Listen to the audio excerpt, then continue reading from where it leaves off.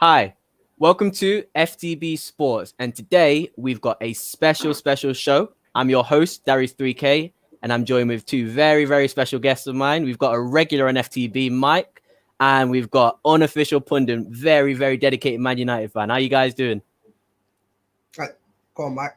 I was going to say, yeah, I'm all right. I'm still a little bit depressed with the last 3 games of Spurs.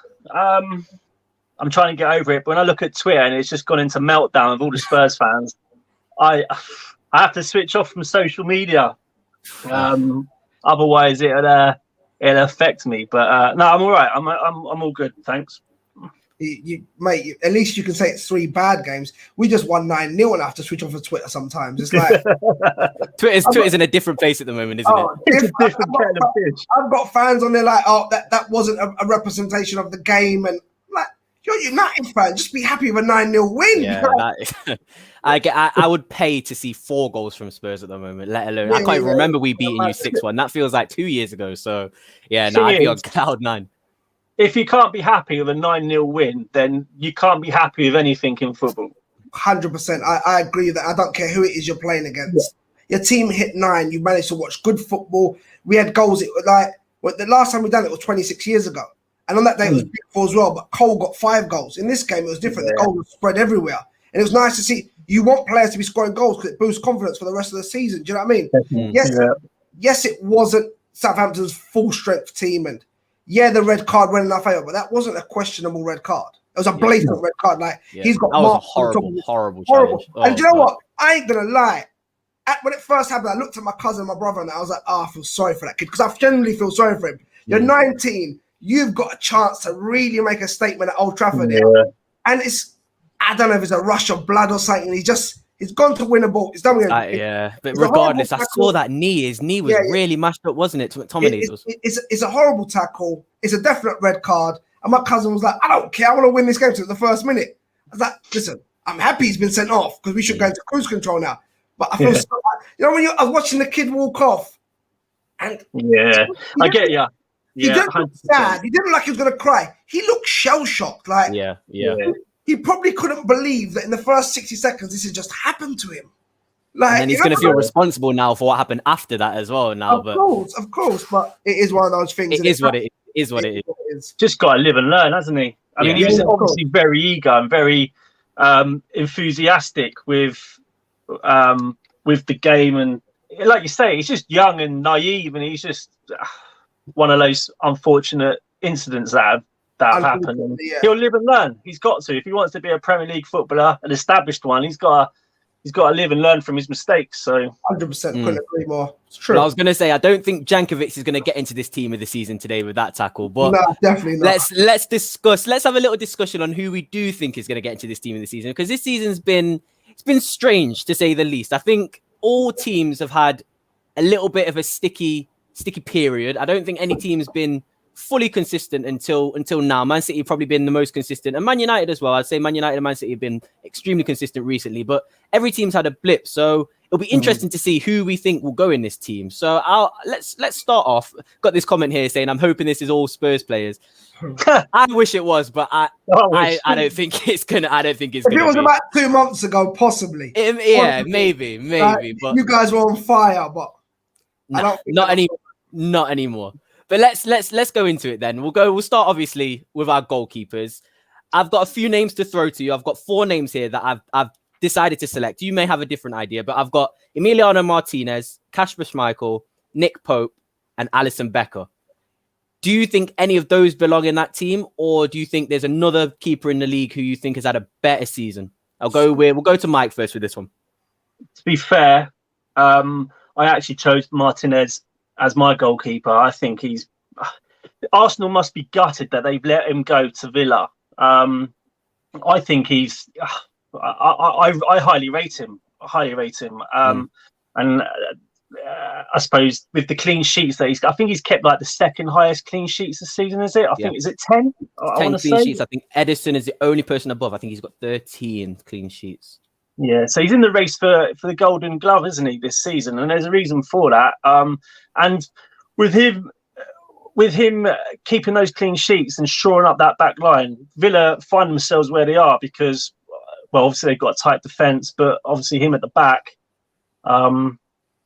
Yeah, I highly rate him. And the other three names you mentioned as well, you could argue any of those three could get into the team of the season so far, but I went for Martinez. It might have been different if he was an Arsenal goalie, but he's at Villa, so I think I'm safe for that one. Unofficial, what's your thoughts? Yeah, I would.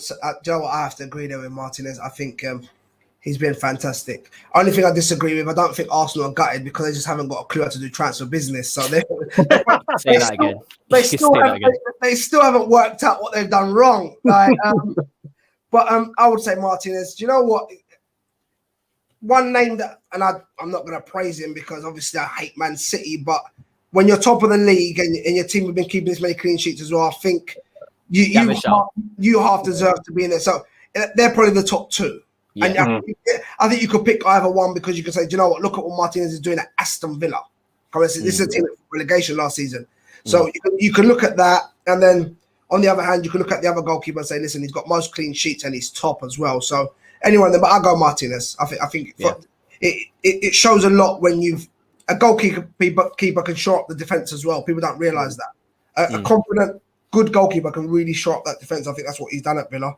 Yeah, I agree with you both. I think the Arsenal thing's difficult because I think Man U are in such a good position where you have two very, very, very good goalkeepers, and it's so hard to keep two good goalkeepers happy in the same team unless you're equaling their play time. So I think Martinez, being 28, he's been there 10 years at Arsenal. I think he knew in his own ability. I think he was ready to take that step above. And I'll have to say to you, I was very surprised he was very good for Arsenal, but I'm very surprised that he's slotted into Aston Villa and he's been fantastic. He's only conceded 21 goals and he's number 7th in the list, I think, for goals conceded. And I'll tell you the teams that are above him. So it gives a little bit of context. It's West Brom, Burnley, Leeds, Newcastle, Fulham, and Sheffield United.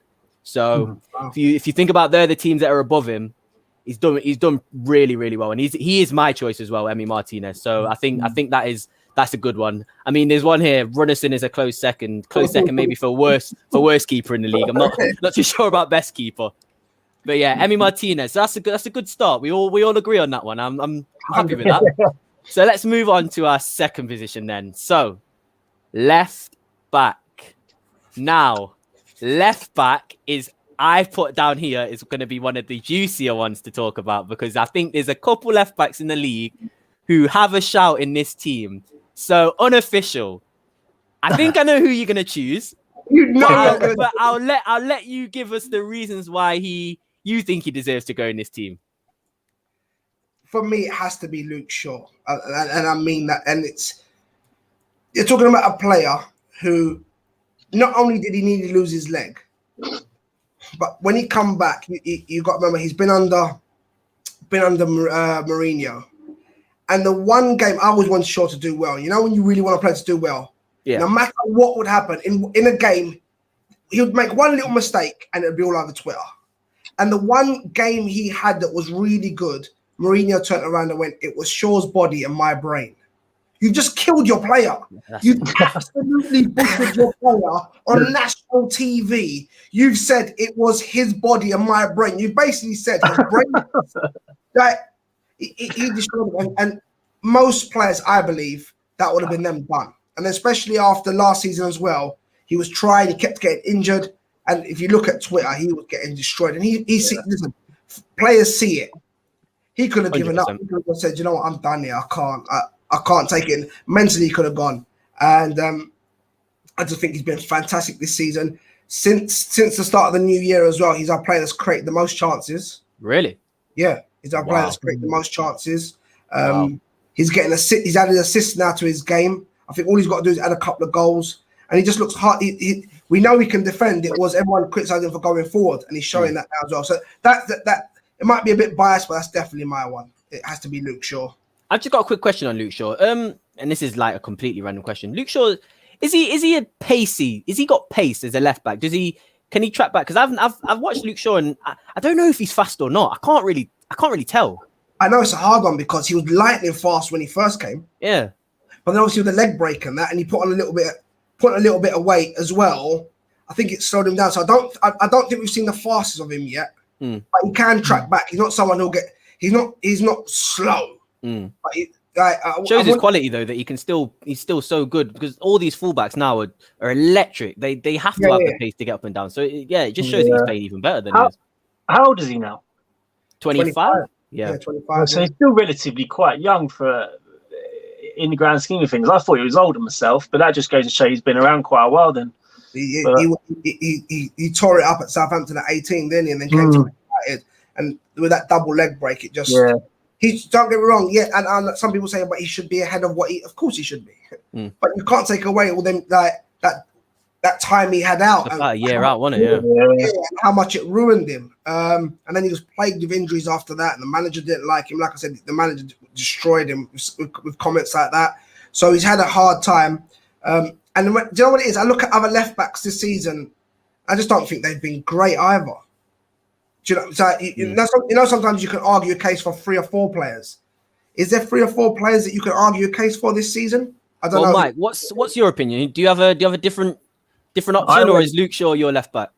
To be fair, he was one of the considerations, and I was torn between him and Robertson, only because although Liverpool have been in different form this season due to injuries and whatnot, I think Robertson's still been one of Liverpool's consistent players, and I still see Robertson as like the left back for any young left back that's coming into the game. Robertson for me is probably that left back that people should aspire to be, albeit Luke Shaw as well, given that he's had his leg break, he's had his injuries where he had a hard time with Mourinho, and he's come back and he is having a fantastic season, to be fair to him. But I just thought Robertson's been consistent. He's still got the most assists for a defender? I think he's got 5, hasn't he?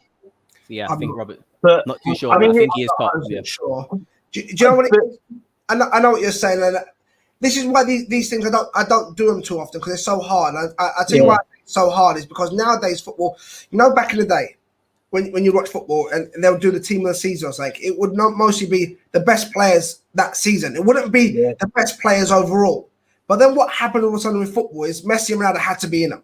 They can have win no trophies. But they're the best players. That's not how it works. And I think that's why people struggle to do these teams now, because they're like, oh, well, Harry Kane has been out much of the season. He hasn't played well, but you have to put him in because he's the best striker. No, that's not how it works. Do you know what I mean? Yeah. So if you go back in the day, though, I mean, if you was to do this back in the 90s, I mean, your left back for Mr. Consistent, you'd argue against Dennis Irwin.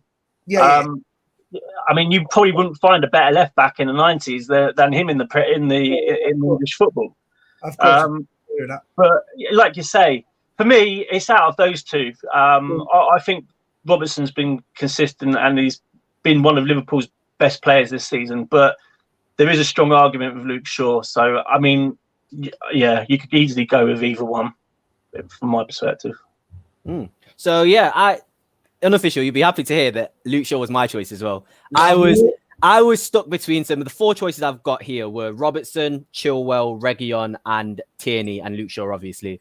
I think for me, it was the whole Luke Shaw had been slandered, even up to last season, he was slandered, and no one really has given Luke Shaw a fighting chance. And he's taken that on his shoulder, and he said, you know what, I'm going to use this, and I'm going to prove to you that I actually am a good left back. And he has been the best left back. I mean, before Man U were doing better than they were, I would have maybe said Ben Chilwell, but again, he's been in and out of the team now. So for me, if I'm looking at it overall in the position that the team is in, I've got to go with Luke Shaw. And I think he's going to be looking to be on that plane for England. I think he might even be a starting left back if he continues this season. I think he's been absolutely fantastic. So if Luke Shaw, it's for England, I can't see how.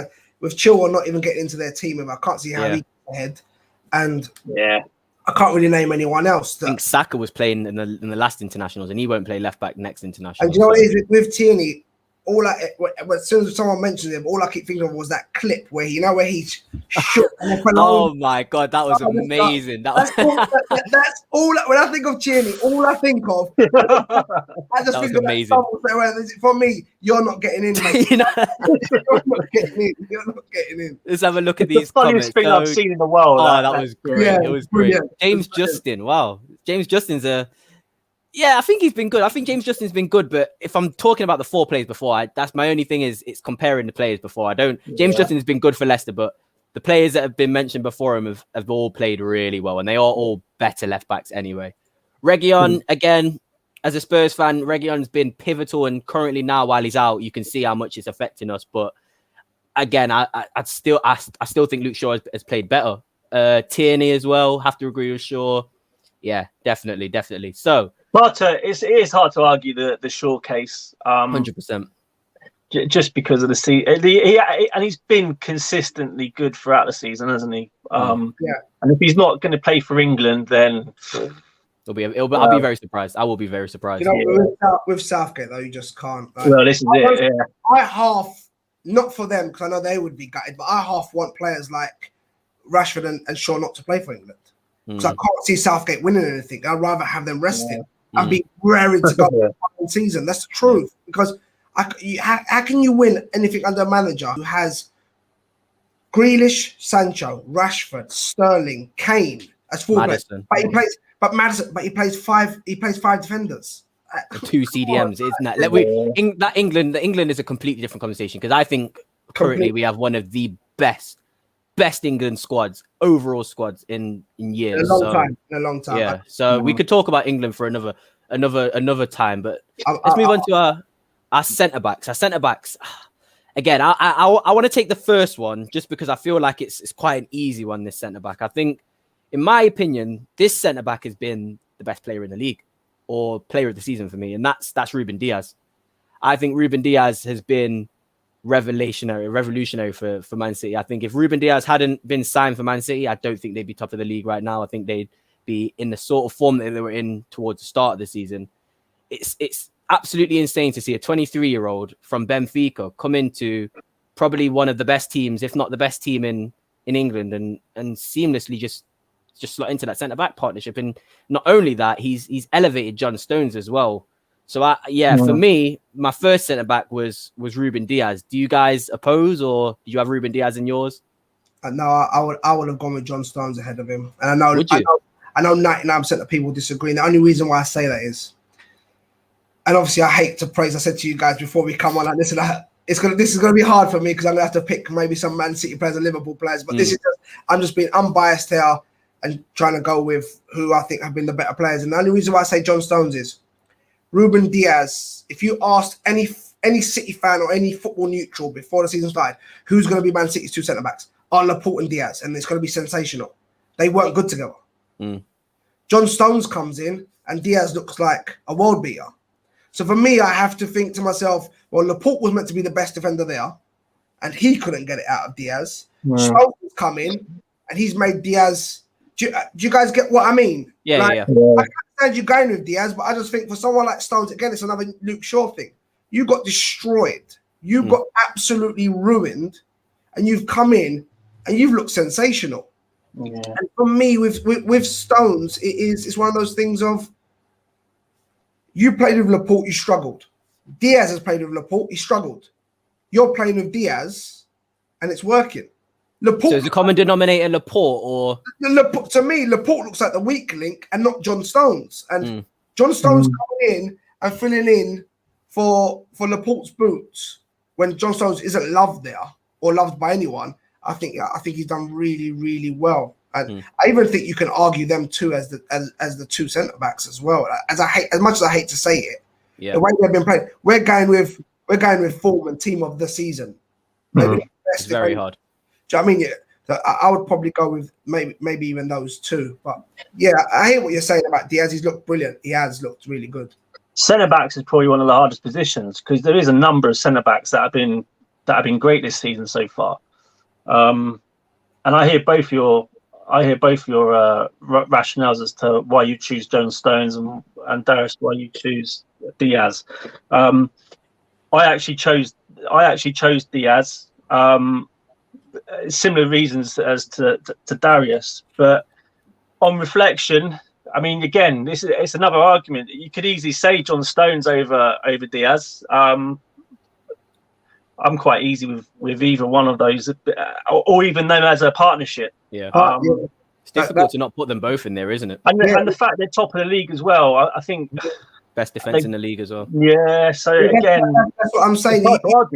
They're complementing each other. It's like at the time, would I have chose? Maybe I'm being a bit biased, but would I have chose Rio and Terry, or would I have chose Rio and Vidic? I would have chose Rio and Vidic because they were complementing each other. Even though Terry was a monster, Terry was a beast. He was. Incredible. But those two were complementing each other, and they were doing it. They were winning the title. So you don't break something that's something that's not broken. Sorry, you don't fix something that's not broken. And at the moment, I love Harry Maguire because I think he's made Man United's defense better than what it was for years.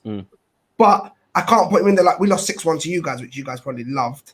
We lost 6-1 to Spurs, and holding on to that one, mate. I tell you that. Yeah, I bet. So, and at the moment, if Diaz and Stones carry on that partnership, I don't see anyone catching them in the league. It hurts me to say it, but that's just the truth. It's so true. I think Stones is definitely it's a partnership, and it's the best partnership in the league. Can't separate them. I think the only I'll tell you what the options I did write down was just for a bit of discussion. I put Diaz, Stones, Thiago Silva, Yannick Vestergaard, Jan Bednarek, both from Southampton, and Fofana from Leicester. I think Fofana, Fofana only gets a shout solely because, again, it just blows my mind how you could be 20 years old playing for Saint Etienne. You come into Leicester and you're not even meant to start. You're meant to just be this up and coming potential world-class centre-back. Deonchu's got injured. You've been chucked into this first team, and again, he's acted like he's been there for 3 years, and he's 20 years old. He's botting it as well for Leicester. He's at the back unbelievable. I can't even argue that. He's been brilliant as well. But I just think, like we said, centre-backs, if you can find a partnership that's already working, you don't break it, do you? And Fofana's one of them maybe honourable mentions. Yeah. He's made one of them honourable mentions for young. Because I think Stones, like you said, Stones is the better player. It's just, it blows my mind what Fofana's doing. Oh, 100%. That's the thing that's kind of making, 100%. Do you know what I mean? Yeah. He has everything to be an absolute world-class centre-back. And Fofana, in a few years, he might be better than Stones. But right now, that part, as much as I hate to say it, like I said, that partnership is working at the moment for City. And I'm hoping it breaks. I'm hoping it cracks because... But then they've got Laporte in the back, and he's not terrible, is he? So... No, but I don't rate him. I don't rate him. I don't rate him at all. He looked better with company. He didn't look good with Stones. He didn't look good with Diaz, like I said, when Diaz first came in. And now he's sitting on the bench. They look better defensively. So I'm hoping that Diaz Stones partnership breaks at some point. That might be a way we can catch them. Let's see. Yeah, I think that's a good. I think we've all come to a conclusion that Fofana would be probably the third choice out of the two. But 100%. you've got a centre back partnership. You keep that centre back partnership. I'm happy to say that. So right definitely. Back, fill out our defensive back four. I will give you some names and then I'll go to Mike. I want to see what your opinion is. So the names I put down for right back: João Cancelo, Reece James, Tariq Lamptey, Serge Aurier, and Vladimir Kufal, and Aaron Wan-Bissaka as well. Oh, I was going to say, you know what it was? I wrote him, and then I didn't write him, and then I had a look back at performances and stats and stuff, and I had to put him in that because he has. I was about to mute my mic, so I start swearing. But yeah, no, Mike. Do you have any of those or any others? Me, I had Reece James. Purely just because I think since he's coming at Chelsea, he's been phenomenal. He's 20 years of age. I think he's got something. I wrote it down somewhere. Something silly like 24%. I think 24% cross accuracy or something. Which the only thing that let him down was the fact that the strikers on the end of the ball didn't score. But again, when you look at Wan-Bissaka, it's hard to disagree. If he was put as the right back, it's hard to disagree. I mean, he's been phenomenal this season. I think he's vastly improved from last season. He's much more consistent. So yeah, for me, it's either Reece James or Wan-Bissaka. I don't think you can mention Serge Aurier, but let's be honest. Again, he ain't I up put to him that. in just because he's been our best right back. But yeah, I ain't gonna lie though, Serge Aurier has been brilliant. He's improved, hasn't he? That tackle yesterday. Oh, the one that went over the bar. On Werner. Was it on Werner? Yeah. You can get that tackle so wrong. And he has been getting it wrong for the past 2 years. And so he's been really good as well. I ain't gonna lie. I understand why you've put him in there. And listen, when it's your team, you have a fondness for certain players. Well, you watch them more, don't you? You're watching that team so much more than other teams. And things I might not see, you might see over a whole season where you've screamed his name like you love him because he saved your team or he done something good going forward. So you're going to have a bit of a bias towards him. And I know there's going to be players in there that I will be biased towards. Like Wan-Bissaka, I'm going to be biased towards. Yeah. But I hear some of the other shouts. I totally do. Reece James. And I know what you mean, Mike, about the Reece James crossing stats, because I was arguing this last season with fans who was talking about Shaw.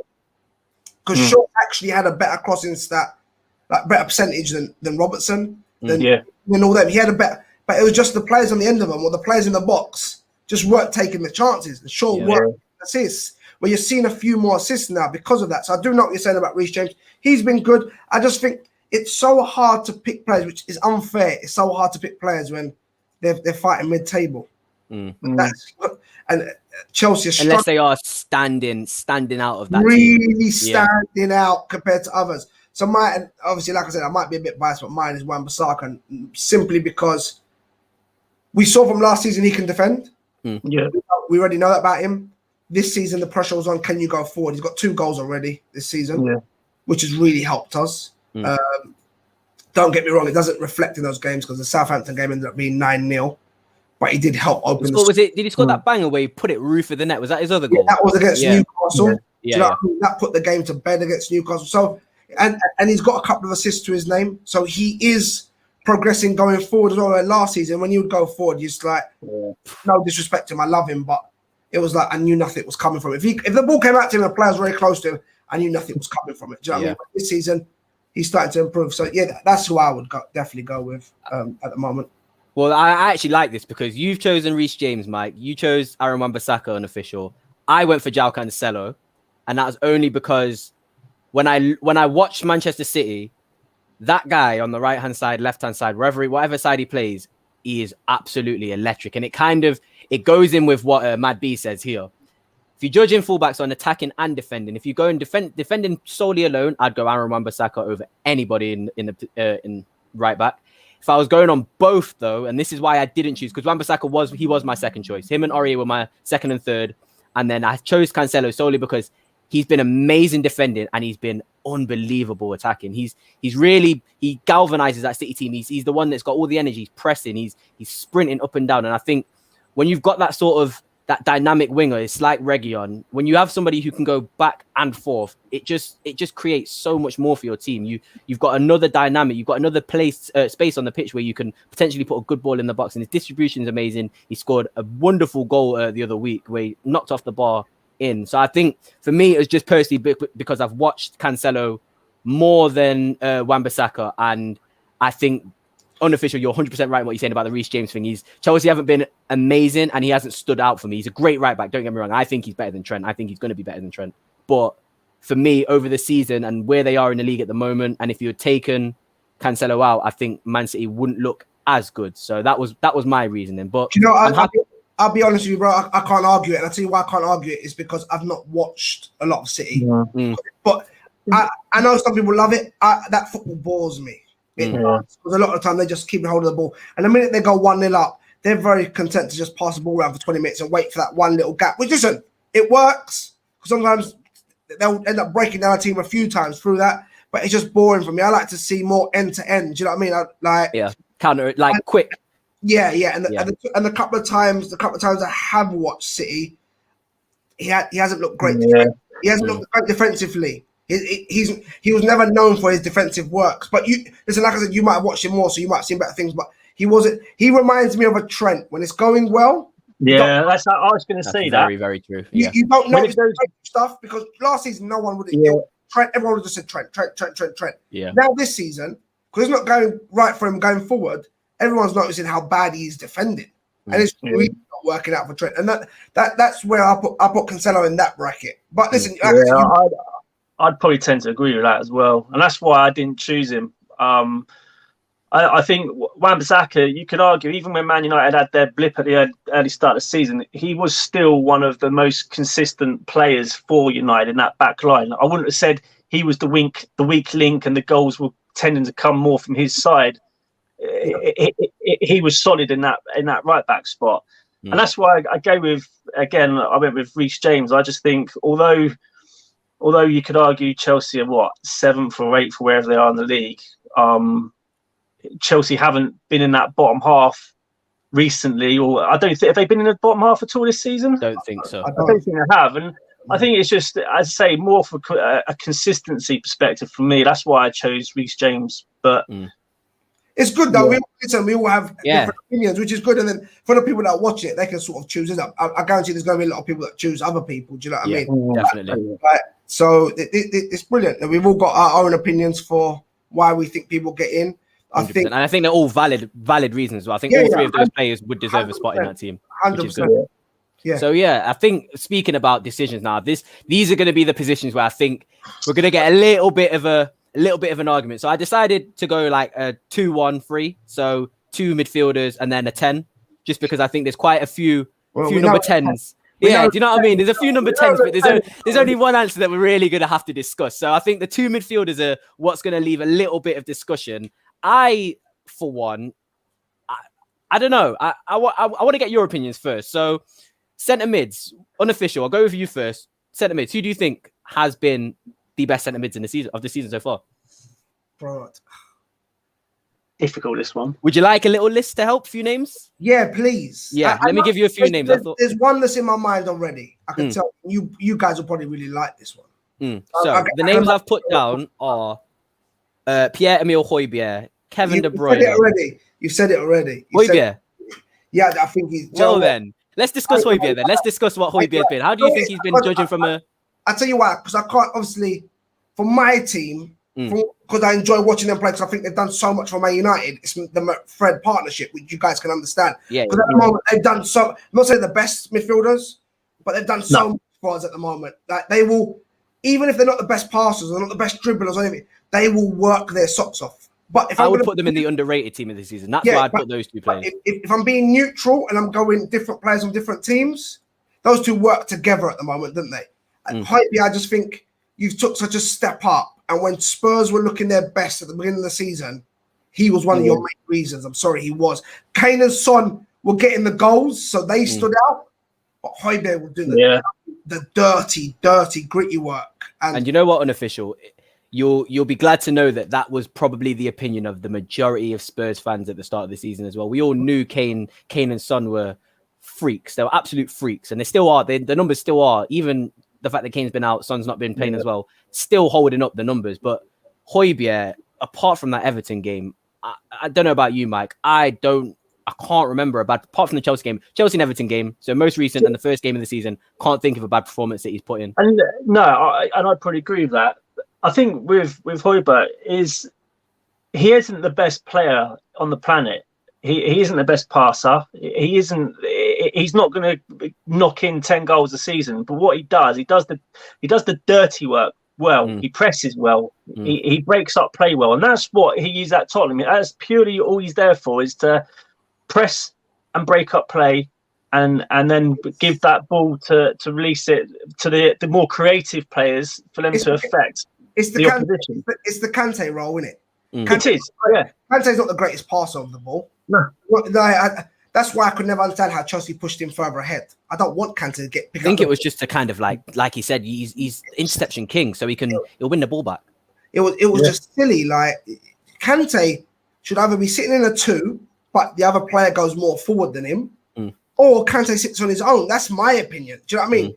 Because that's what I think Chelsea have destroyed him now. Now I've watched him recently. He looks a shadow of the player he was. I think he's lost on the pitch from what he had to try to adjust his game. And I think Højbjerg's doing that now. You don't want Højbjerg picking up the ball and being he's not your Xavi. He's not your Scholes. Exactly. He's doing the other part. He's doing like the Makelele role. The Makelele, yeah. The Makelele role. break up play. Do you remember McAllister didn't have no goals for Chelsea and they gave him a penalty? Such an important role, though, isn't it? That's the thing. Of course it is. He's a typical Mourinho player, though, isn't he? Højbjerg. He's just an ugly sort of. He just does the ugly work. It's as simple as that. And he does it well. And he's got a great engine on him. He'll run for 90 minutes. He'll break press for 90 minutes. And every team needs a player like that.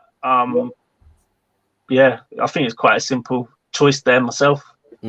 I think Højbjerg goes in for me. He's in my team.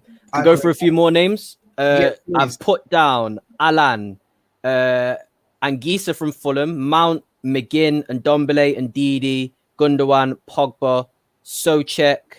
That's it. Is there any other names that you can think of? What about Bissouma? And now that's another one. Bissouma as well. Again, I think Bissouma was the other choice. If I hadn't gone Højbjerg, I would have gone Bissouma because I think if Brighton get relegated, 100% a top 6 team is going to snap him up. Do you know what it is? It might be awesome. I saw that thing they did on Match of the Day that day of Bissouma, and for me, it's just unforgivable. I don't know if you guys saw it, where he went to close the player down out on the wing. He doesn't run to him, and he just sort of dangles a leg out, and the player whips across him. That doesn't come to nothing. Comes back out to that wing again. This is all in the space of 30 seconds to a minute. Honestly, I record every match of the day, so I'll try to find the clip, and I'll try to send it to you guys so you know exactly what I'm talking about. And he runs back out, and then he doesn't go back out there. He sort of half jogs, drags himself back out there, and just sort of doesn't even stick his leg out, and they whip across him. They get a goal from it. It's like, nah. You're playing. I haven't seen that, but yeah. So this is what I mean. It depends if you've seen it, and I haven't watched enough of him. I'm going to be honest with you. From me, next to Højbjerg, I can't put De Bruyne in there. That's not because I don't like City. Because I picked City's 2 centre backs. I just don't think he's been great this season. No, I agree. For his standards as well. For his standards, it's for his standards. I had this argument about Paul Pogba. Like people said he was fantastic through January. No, he scored 2 screamers. But for a player who's meant to be the best midfielder in the world, you're but that shows how low you've set his standards. Yeah, for real. You know what I mean? Where against Sheffield United, he was diabolical. John Fleck was better than him on the pitch. So I can't say Pogba's had an unbelievable January month because he scored 2 screamers. You know what I mean? And next to Højbjerg, for me, you're going to have to put Gundogan. Guy's got like 8 league goals. You know what? It's funny. It's funny you said that. I had Gundogan, but I changed my mind. I put in Thomas Souček because he also has 8 league goals. Ooh, and I didn't think of him. Wow. Thomas Souček is an honestly. This is the one player. This is the one player that I will stick by because I watched West Ham a couple times recently because they're doing well. I would take Thomas Souček in a blink, heartbeat, whatever you want. The guy does everything. And he is a unit. He is a massive player. If you have someone like that in centre mid who can do everything, literally everything. I'm going to see if I can try and find any numbers that I wrote down. He's got 8 goals from centre mid. He's not a 10. He's a centre mid. 8 goals. I forgot about that. I did. Absolutely ridiculous. He's got 2 tackles. Forgot about him as well. To be fair. 2 tackles, 1.4 interceptions, 2.6 clearances, and 1.3 dribbles. It's an all-round midfield performance. His numbers fit any position you want him to play. I just think that Thomas Souček has been the best midfielder for West Ham. He's been better than Rice, and I think he has been one of the best midfielders in the league. I know that people, like you said, it's a bit of a shock, but when you actually look at the numbers and look at him performing, I think he deserves his place in there. Yeah. You know what? I might actually put him, now that you said that, I might put him in over Gundogan. And I'll tell you why I say that. It's because Gundogan's had a good little spree. He's had a good January. Yeah, he has. He hasn't had a brilliant whole season. He's had a good January. Yeah. Where Souček has done it over the whole season so far, isn't he? He's been unbelievable. He's played 1,980 minutes as well. So he has played almost all. You know what? I'll go with Højbjerg and Souček. Højbjerg, Souček.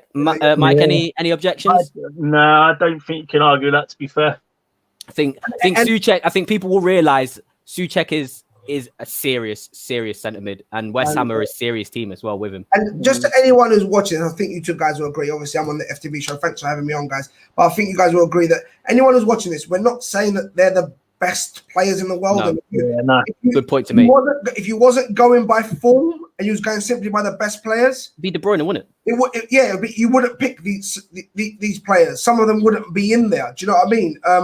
But at the moment on form, you have to go with these players because Souček is West Ham's best player at the moment. It's a fact. He's a freak. Absolute freak. So I would definitely go with those two, 100%. I like that. So Souček and Højbjerg. Now, unofficial, mate. I'm letting you take this one. I'm not saying anything.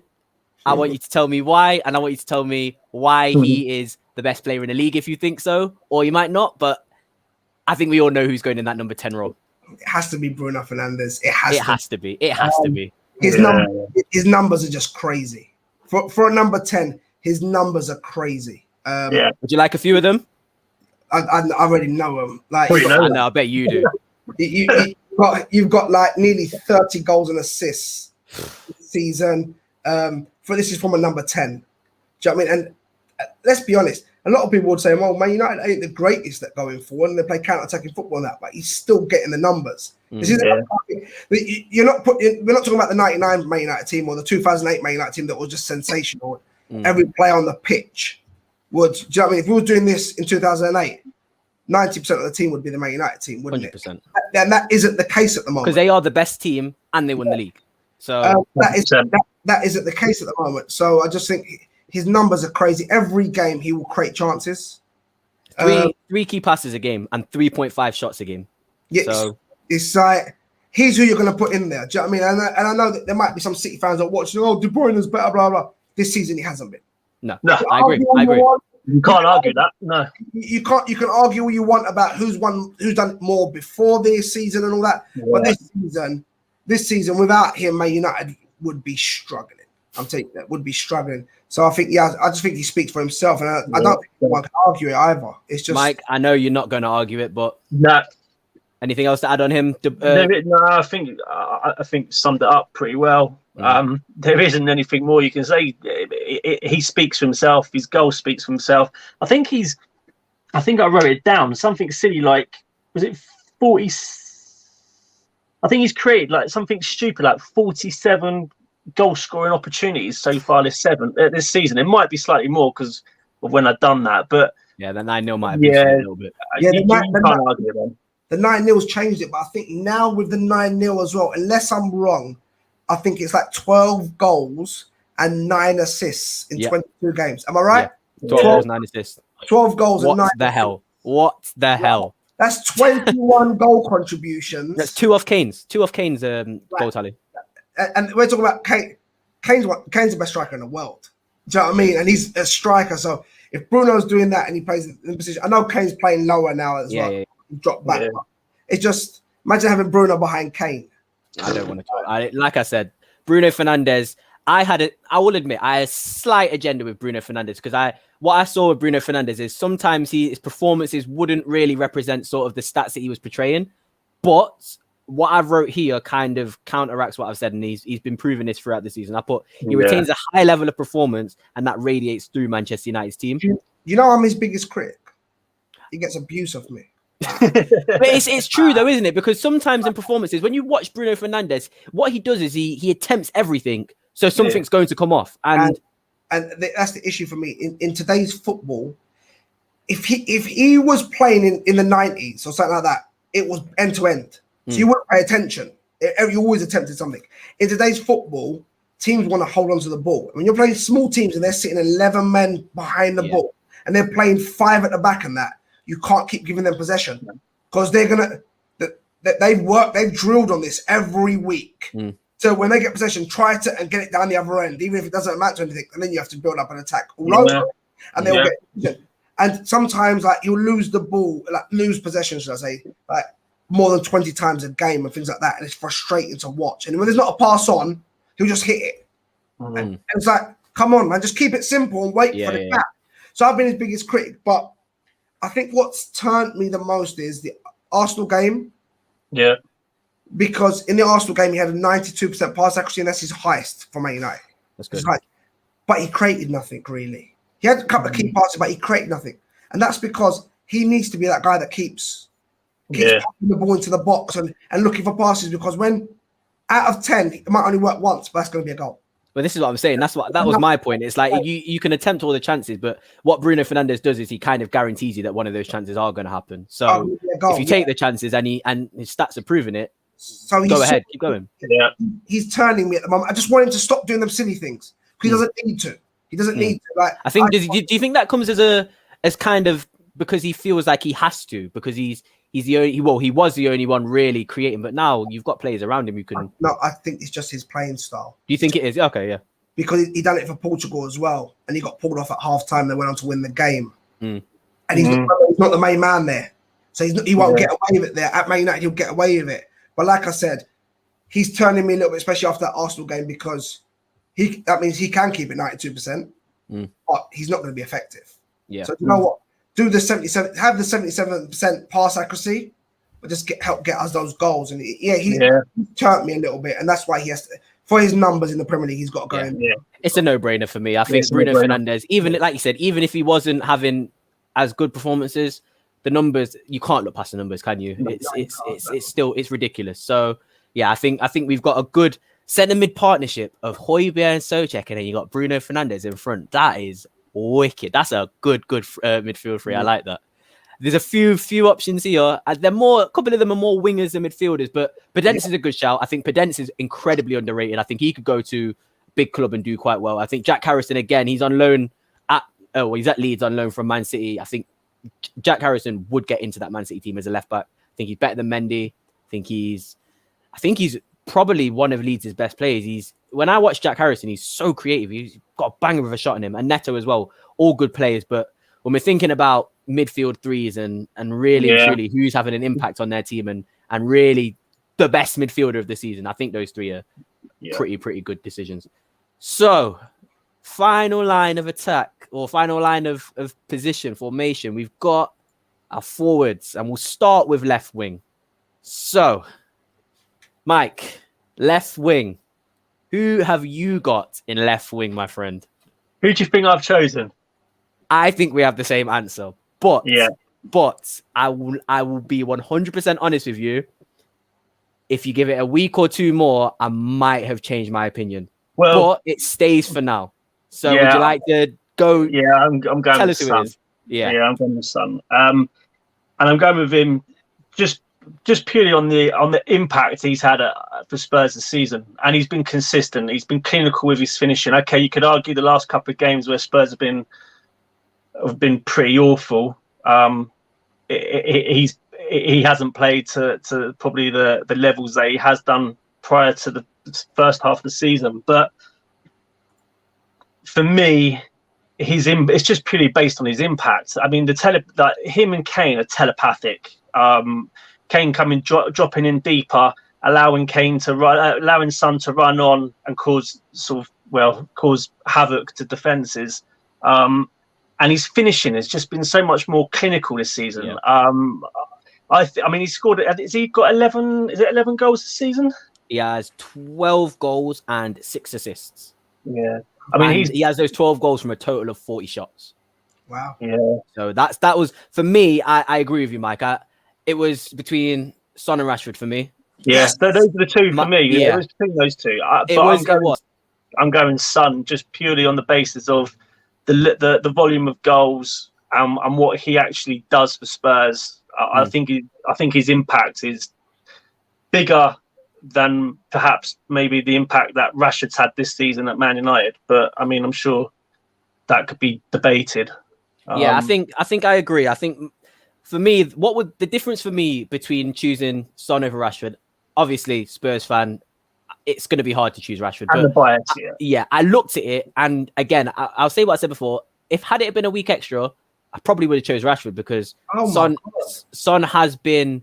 Oh God, sorry. Have you seen it? Have you seen a comment? I've seen a comment. I just thought, mate.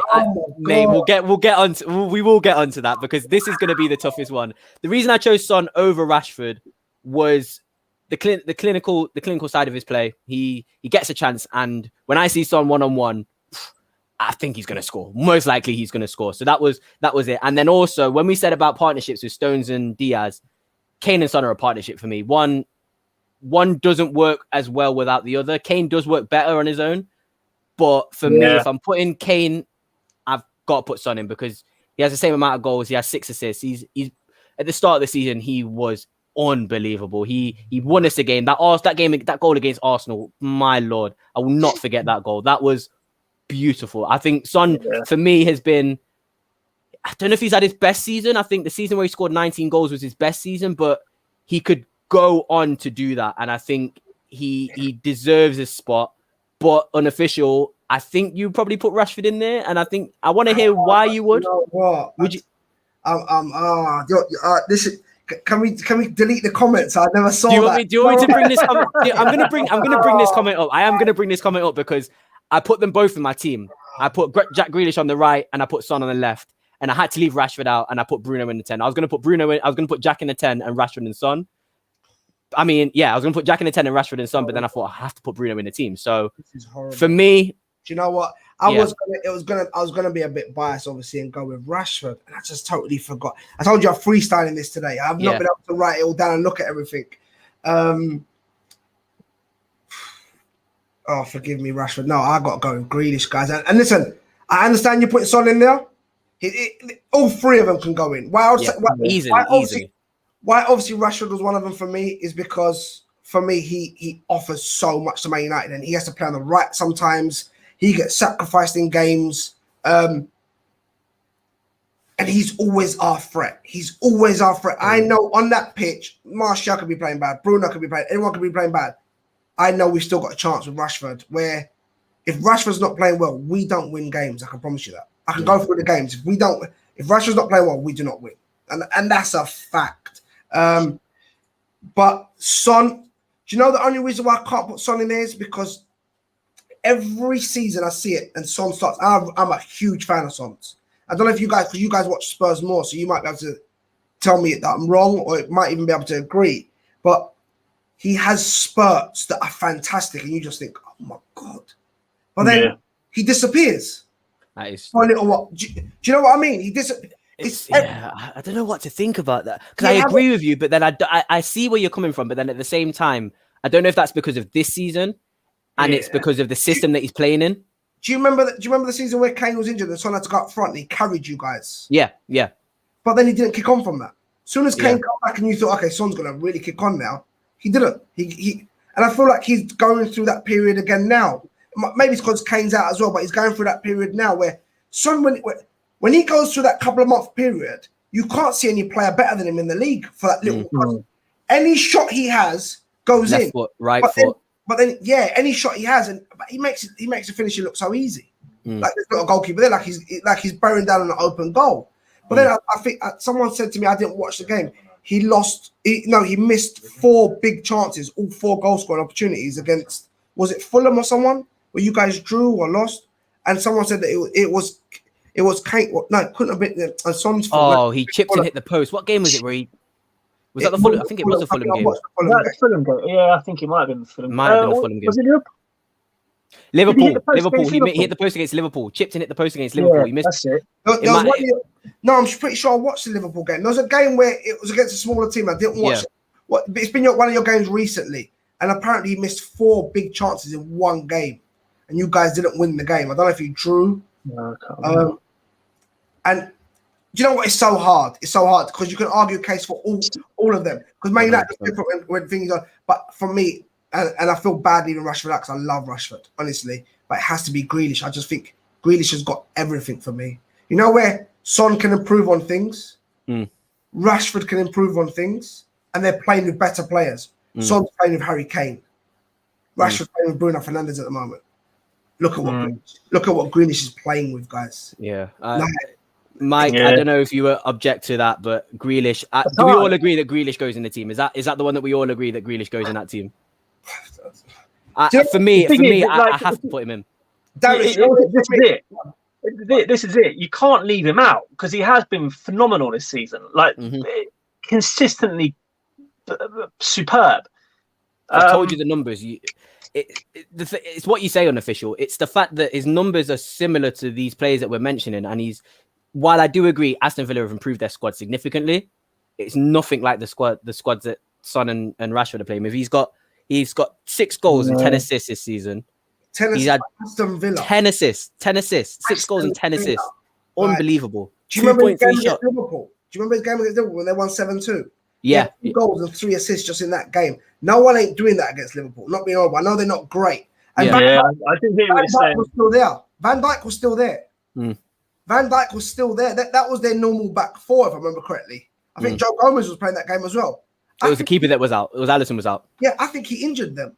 I think that's why they were injured, because I hope he does the same on the weekend against flipping Arsenal as well. I hope he does the same. Because do you remember his game against Arsenal? I swear he shoulder barged Bellerin and Bellerin went into the stands. I think. Oh, I remember that. Yeah. F after that. So I just think he's just different levels. Like, I look at him, I watch him play, and I think you can pass, you can dribble, you've got quite a bit of pace about you. You're really strong. Your balance is sensational. You can hit it with both feet. Like, he's so composed on the ball. Grealish has to go in there for it. But this, you know what? When you're doing teams, it's so difficult. It's so hard. It's subjective, isn't it? It's subjective. It's subjective. Like, you can choose who is based on how you watch football, how you enjoy football, the team you support. But I do agree with what you're saying, Unofficial.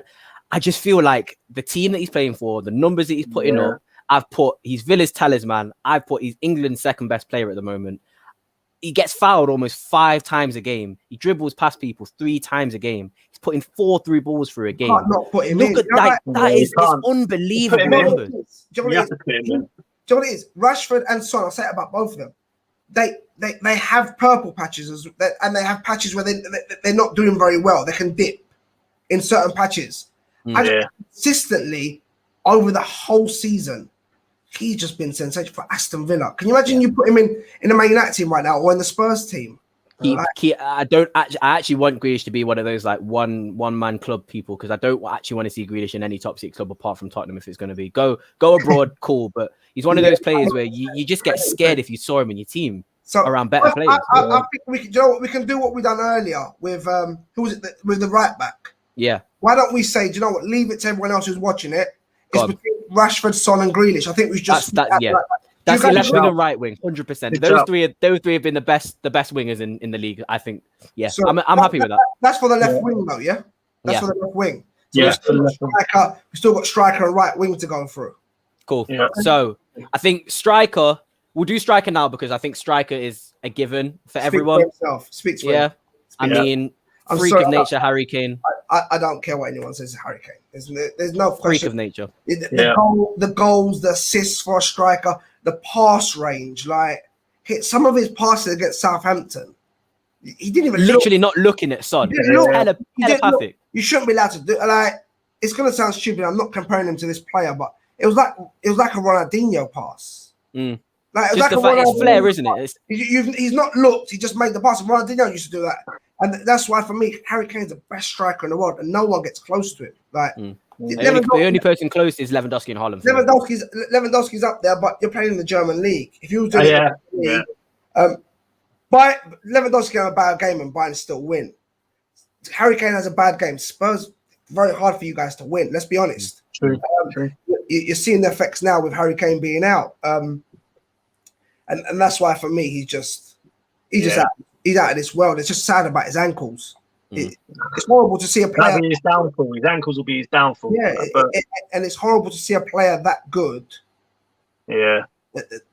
I think he could beat Shearer's record if he didn't have ankles like paper. I think he would beat Shearer's record if he didn't have paper ankles. I think he still could if he puts in unbelievable seasons. And if you guys, no disrespect to Spurs here, but if you guys weren't Spurs fans, you would want to see him go to someone like City, wouldn't you? Because listen, Jesus' only job at City, if Kane was there, would be what Carlos Vinicius is doing now.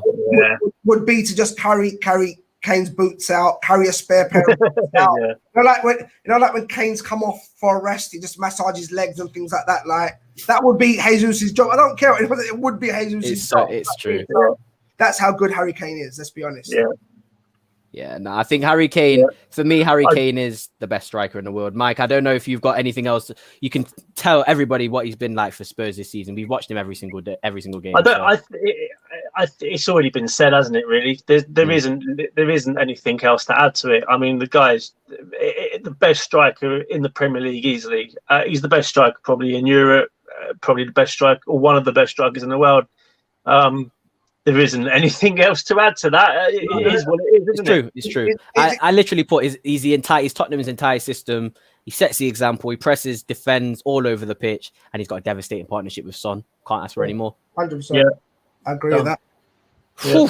We're very close. And you know what? I've actually been quite surprised. I thought there'd be quite a lot more discussion, but I think when you think about it, there's a lot of players that do stand out in this season. And this season, yeah, 100%. You just look and you kind of can't. You want to put in a few players. Like I'm seeing Salah again.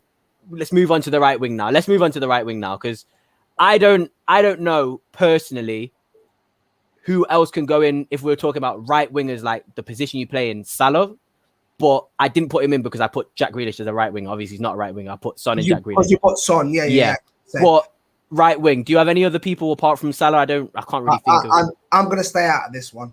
Yeah, I hate Liverpool that much. It's one of them. It's one of them. Like they're not even playing that well, and he's still scoring 15 goals. I think it's like 16 now, isn't it? He's on 15 goals this season. Is it 15 or is it 15, more? Yeah, 15 goals. 15 in the league. Yeah, after 15 in the league. Like, I can't. And he's top goal scorer, isn't he? So I can't praise Liverpool. I won't praise in their place. So I'm going to stay out of this one. But I know who you guys are going to pick because it's probably the only natural. I think it is right winger out there. Yeah. Like, I look at it. City's right wingers. Mahrez is too hot and cold. Like it doesn't play. Doesn't get enough game time. He'll have one good game and 3 bad, or he won't be starting for 3 games. Mm-hmm. You look at Man United. I love Greenwood. He's a young kid, but he's not doing. He's not even a right winger, is he? Though, is he? No, he's not really a right winger. I can't wait to see him to be a striker because he's both-footed and he ain't got the goals or assists this season. Right, he's got a couple of goals this season. So, who else do I look at? I look at Spurs. You guys don't really have a right winger. You're not putting. I was going to say there was a comment earlier on. You're not putting Bergwijn or Mara in there. Barnes. Actually, Harvey Barnes has had a good season, but again, he had a good season, but he's not. Can't put him over Salah, can you? Let's nah. Who else is there? So you guys haven't really got a player that goes in there not being able, and we're not putting Hakim Ziyech in there, are we? Let's be no. No. Like again, if you're going on quality, but he's form-wise this season. No, he's just not. He's nowhere near there. I just don't know if has he played in the Dutch league for too long. He's 27 now, isn't he? Yeah, but I mean, sometimes you get so molded into that league that it's so hard to change your game. It's too late to change your. Do you know what I mean? Mm-hmm. And then as the next couple of years go on, it might not get good for him, and then he might find himself he's not playing and he's shipped out. Do you know what I mean? Yeah, very true. So I'm gonna, like I said, let's stay out of this. Tough, isn't it? There's not really. You're so right about that, Unofficial. I can't even really think of any designated right wingers in the Premier League. There isn't anymore. There's not, is there? Not at that level. You know who I think will obviously won't be the best right winger in the world, but Amad Diallo next season. I've got my eye on him. I've got my eye very much on him because Man United signed him and he looks like a proper winger again. Sancho could have happened, but you got him in. There's not many other right wingers I can really think of. So, and do you know what that is, Darius? They're not wingers anymore. They're wide forwards. Yeah, so true. They're wide forward. And so now, back in the day, you was wingers. You had 2 strikers in the ball. So you needed your right winger to go on the outside and whip a good ball in. You need your left winger to go on the outside and whip a ball in. So then you right winger needs to be right-footed, left winger needs to be left-footed. Yeah.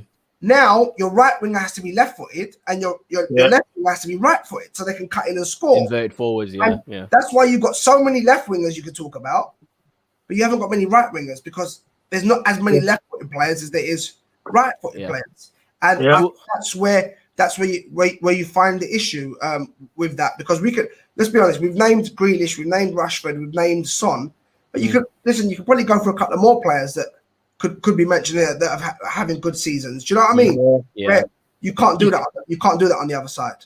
You can't. No. There's not many players to put. As annoying as it is, there isn't anyone else, is there? No. He's again. Liverpool are having a bad season, and he's still banging goals in. And I've always rated Mane over Salah, but Salah's always been the one who's been consistently putting like ridiculous numbers up. Like first season he comes in and he scores 34 goals. So yeah, I think we can all agree that even though I don't really want to, well, Salah deserves no brainer again, deserves that spot. Top goal scorer, you can't argue that. You just can't argue. It's just. So we've almost finished up. I haven't taken much thought into this one, but I just want to say Who do you think your manager of the season has been? I'll go to Mike first. Who do you think your manager of the season has been so far? Do you know what? It's difficult. David Moyes. That was my choice. It was either OGS or David Moyes. It's a good shout. It's a good shout. You can't with West Ham and what he's done there. It's hard to argue that. Bearing in mind where they were last season as well. That's why I said Dean Smith as well. Yeah, again, I think it's probably between those two. I don't think Pep's done. I know City top of the league, but he hasn't. Man City haven't been consistent this year. They had a poor start. They haven't been great. Let's be honest. If somebody was better, Man City wouldn't be top. Big fact. If there was a team that was better and had been consistent, City wouldn't be top. City are top because they're the most consistent. Because over the last 8 years, they've been the most consistent team in the Premier League, and that's why while everyone's having a dip, they can just pick them off again. True. And they've gone to the top, and I know they've won like 12 straight games now. 14 straight games it is on all competitions. Well, I mean, league-wise, I think in the league, I think it's 12 straight games or something. Yeah. And that's because of how poor everyone else is, because no one else is doing that. Where if they hadn't won that, they wouldn't be top. And that's not down to Pep Guardiola. That's just down to pure consistency, and they're not conceding many goals. So I don't think you can say no one. If City won the league, no one's going to be like, "Wow, what a job!" Pep. Masterclass Pep, But if Man United won the league, and this is maybe me being a bit biased, but you would say, "Wow, how has Ole pulled that off?" And again, it goes back to what we say about Luke Shaw and John Stones. He's a meme. He's a meme on Twitter. Ole Gunnar Solskjaer is a meme. He's not taken seriously by a lot of people. No, and do you know what it is for me? I look at the transfer window and I look at Cavani, who's never come in to be a starter. Teller's not a starter for Man United. Van der Beek is not a starter. And we bought 2 young kids. No offense to him. I'm hoping Diallo's going to be what everyone thinks he's going to be. But he played 36 minutes for Atalanta. So I don't want him to come in yet because I know what fans will do to him. Give him a chance. What rival fans will do to him. I know what our own fans will do. Because listen, our own fans hate Rashford. I don't know how, but do you know what I mean? So he didn't really get a first team player this season. You know, where if he'd got Sancho or got Grealish or someone like that, you could say, listen, he's still got one of the best players in the world. Brought him. He didn't get that. So he's doing what, and then like you said, Dean Smith as well. I think you can argue case for if one of them, like if West Ham finished top 6, you'll say like, wow, look at the season David Moyes has. And if Aston Villa even just finished top 8, top 10, you'll still say like, wow, this is the team that nearly got relegated on the last day. Look at what's wrong with them. So I think there's a few managers out there that deserve it more than Pep would. And who else is? No offense, Mourinho ain't up there. Klopp ain't up there. They've gone from champions to like. The only other name that you could throw out there is Rodgers. Again, the only thing with Rodgers is team of the season. When we talk about team of the season, and Rodgers is still where he is, I'll talk about Rodgers then. But last season, Rodgers doesn't give me any faith until I see him do it to actually finish up a season how he started it, because he should have got top 4, and we would have said that. Yeah, they start off on fire, and that's what I mean. And you're half expecting Leicester to do that again, ain't you? Like, so until I see him do otherwise, I'm not rating Rodgers until the end of the season. I'm rating Ole Gunnar Solskjaer because everything you said is right. He's not necessarily had a starter come into that team. He's had players and he's improved the squad. He's not had a starter come into that team. So he's obviously done something to change how you play in order to get better results. And then, Moyes and Dean Smith for me. For me, it'd be Moyes over Dean Smith solely because West Ham genuinely look like they're not really going to move that far. But again, injuries might curtail their season. So you don't know. And you look at Antonio as one of their better players, and they had to deal with not having him in. And they sold Haller. So. And Haller, he was diabolical, honestly. Like, he just didn't run. It's like, exactly. Do you know, like Zlatan didn't run. Because Zlatan was Zlatan. Zlatan was Zlatan. He didn't have to run. Exactly. Just give him that ball anywhere in that. You do a taekwondo kick and put it top zone. But Haller, you're not doing that, bro. So start moving around the pitch in it. Like, do something for your team. So I think David Moyes, because I always felt sorry for him. I didn't think he was good enough for Man United. I didn't think, and he was kind of like not forced, but he almost was, wasn't he? Kind of. And he was a scapegoat as well, because that Man United team, I don't know how Ferguson won the league that year. That's how bad they were. And then had to bring in Van Persie, didn't he? They've got a year older, and the only player you got was Fellaini. Like, Oh. Yeah. Mike, do you have any objections to David Moyes? I think David Moyes is a good shout. I think if you're going on the team so far, and you're including the manager, I think West Ham. You can't argue with Moyes. I mean, there is Smith, but I think Moyes has probably been more consistent over the course of the season so far with West Ham. They do have 2 games in hand at West Ham, and they will go above West Ham if they win them. But games in hand, they're not points. They've got Arsenal, haven't they, next? Exactly. So, yeah. They I do. hope they beat Arsenal. I hope they beat Arsenal. Praying. Arsenal. Yeah. But actually, lads, maybe Arteta for a manager.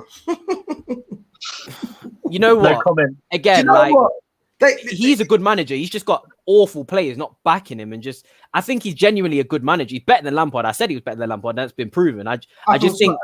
I feel sorry for Lampard. I do. Again, that's and the reason why I feel sorry for Lampard is, for me, I don't believe any of them. And I saw an article about it. Apparently, only Chill was the player that he wanted. Yeah, it kind of was obvious, wasn't it? I know from behind the scenes for 1,000,000% fact he wanted Declan Rice. And he wanted Tarkowski as well. Yeah, I know he wanted Declan Rice. I know that for a fact. So I actually know someone who knows Kevin Nolan really, really well. And he wanted Declan Rice, but they put in a half-assed bid with a couple of players they were throwing in. Yeah. And he was an ex-thingy as well. They didn't really like that he was an ex-academy player. So they he didn't get him. Chelsea weren't really backing him. He didn't want any of them other players. And that's where I think, if you're not going to give a manager the players he wants, don't expect anything from him. I'm sorry. And also, he was a year in his job. You want to start a project, and you're sacking a guy 18 months who's only managed Derby. Like, what are you expecting him to do? That's why Chelsea are so inconsistent. Exactly. Like, you won the league with Conte, and then you finished 6th the next season. You won the league with Mourinho, and then was fighting relegation when you sacked him. That's why Chelsea are inconsistent, because you're not going to build a foundation like that. You're not at all. I think you know what? We've got a really good. I'm going to go through our squad just once more over. Martinez in goal. We got left back Shaw, Diaz and Stones centre back. Comments and everybody watching, I want you to choose between AWB, Reece James and Cancelo for our right back. 2 centre mids, Højbjerg, Souček. I just think that's ridiculous. Fernandes in the 10. Son or Grealish, I don't know how anybody's going to be able to choose between those two. Kane, and then Salah on the right wing, finishing off with David Moyes at the helm. You got Rashford. And Rashford as well. Sorry, Rashford. Of course, Rashford. Can't forget Rashford for you guys. But yeah, no, that was a really really good video and a great little team builder. That's some good team there as well. That's a big team. Especially if you have some of them players who we're arguing about on the bench as well. Yeah. Do you know what I mean? There's a few players that can get in there, but that's a very, for form wise, like we said, it's maybe not the best team form wise and all that. But for form wise, that's the best, probably one of the best teams this season. It is the best team this season. Yeah, and I agree. It's got goals. Even one of your holding midfielders has got goals. Like, he's got 8 goals. You know what I mean? So it's a good team, very good team. Agreed. I agree. Well, lads, I want to give you a massive thank you. This was a lot of fun. I enjoyed this, and I hope we can come back 6 months later and do the same thing again. And you never know, one of us might have a Premier League trophy unofficial. Never know. Never know. I hope so. I'm praying so. But thank you anyway. You can visit Unofficial's Twitter page. Is it Unofficial Pund 1? Unofficial Pund 1. Yeah. Unofficial Pund 1. Yeah, make sure you go and look at his content. He's got great Twitter page, YouTube as well. Mike will be on Tottenham shows throughout FTB. You'll see him on a few shows, as will you see me. Make sure you like, subscribe, guys. Once we get to 500 subscribers, you'll get a free shirt draw giveaway. So let's get these numbers up. Let's get these likes up. And yeah, everybody enjoy, like, subscribe. Thank you very much, guys, again. And yeah, FTB Sports out.